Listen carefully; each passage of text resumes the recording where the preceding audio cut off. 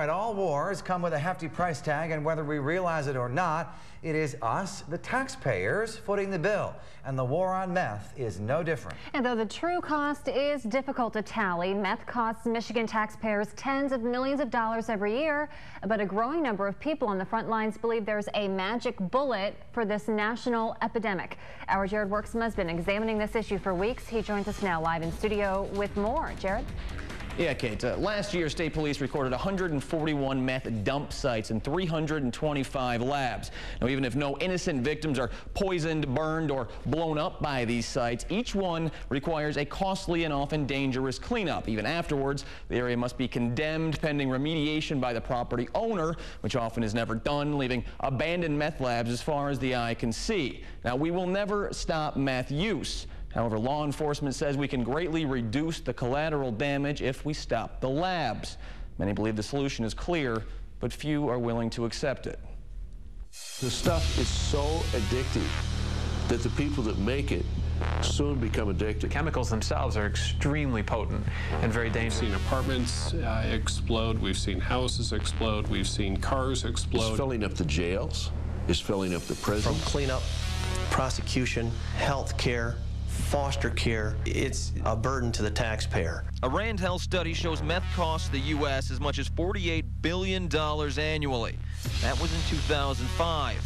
The epidemic has only grown since then. 6 years ago, Senator Patty Burkholz and I had the first legislation in Michigan concerning methamphetamine. Senator Rick Jones says it put pseudoephedrine products behind the counter, limited daily purchases. Prior to our law, people were walking into the store and buying grocery bags full of products like Sudafed. Meth incidents dipped slightly to 202 in 2007, but exploded to 760 by 2010. We had to ask the question, what were we going to do to try to address the situation? State Senator John Prose feels the National Precursor Log Exchange is the answer.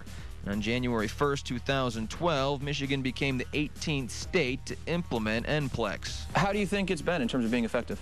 Well, I think when you look at the numbers, it's been incredibly effective. NPLEX mandates anyone purchasing a pseudoephedrine product show ID and records all information in a national database. One-day limit is 3.6 grams that you can purchase, but there's also a 30-day limit of 9 grams. After 36 years as a pharmacist, Mike Smith formed his opinion of NPLEX quickly. It is a pain. It is a bother for... How so? It takes a long time to register these things. But as long as it keeps pseudoephedrine off the streets, what's a few extra minutes? Almost 160,000 grams have been kept off the street, and it's helping to stop the smurfing, bouncing from one store to the next to purchase more than you're legally allowed. But is it stopping the labs? It's just as prevalent as it has ever been. Rick Hoyer is the police chief in Allegan, one of Michigan's meth hotspots. He says while store hopping is down, NPLEX is causing the Smurf population to balloon. They'll approach college students. They'll pay unsuspecting individuals to go in and make these purchases for them. They'll approach the homeless, the poor. It's actually created more of a criminal element for us to chase. Smith says it's a problem. They pretend they're congested, or they pretend they're sick, or maybe they're getting it for their grandma. How often would you say that's the case? I mean, how often do you see people coming in that are suspicious? Per day? Well, I don't know. I would say an average of 80% of the people that purchase this don't really need it. Do you think 80% of them are purchasing it for meth? Yeah, that's what I think. Missouri and Kentucky enacted NPLEX in 2005 and 6, respectively. Both showed a quick drop in the number of meth labs, only to see it spike again. Kentucky, for example, went from 600 labs to 300 in 2007, but the number mushroomed to 919 by 2010.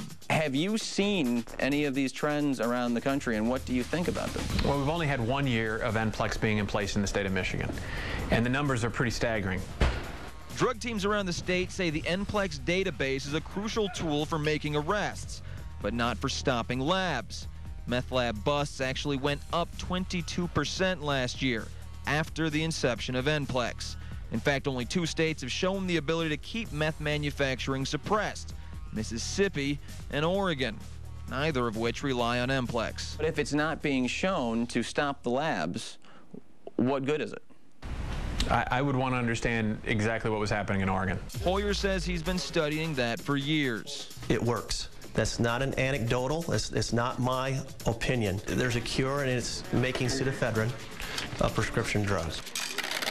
But there's a reason only 2 states have done it. So there's a lot of pushback. It'd be very hard to pass that legislation. All of the local drug companies, including Perrigo and Pfizer, have been supportive of the NPLEX system being used nationwide.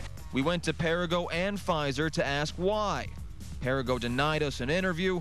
Pfizer never returned our calls. Some feel they know why. Politics. You know, this is a crime versus commerce. Coming up in part 2 of our investigation, we'll take a close look at the states that have already begun to require a prescription for pseudoephedrine products, how they've been so successful and why. We'll also look at the pharmaceutical industry in Michigan and try to determine why support for and even awareness of this measure outside of law enforcement is nearly non-existent. That's coming up tonight at 11. Kate, Andy?